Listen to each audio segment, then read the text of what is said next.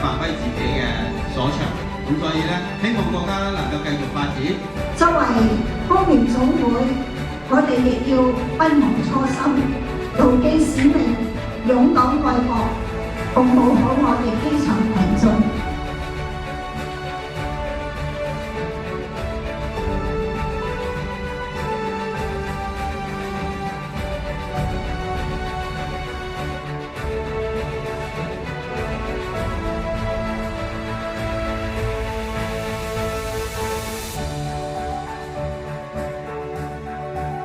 喺新嘅征程裏邊，發揮我哋作為工會，作為我哋服務基層群眾嘅一個基礎力量，作出我哋嘅努力。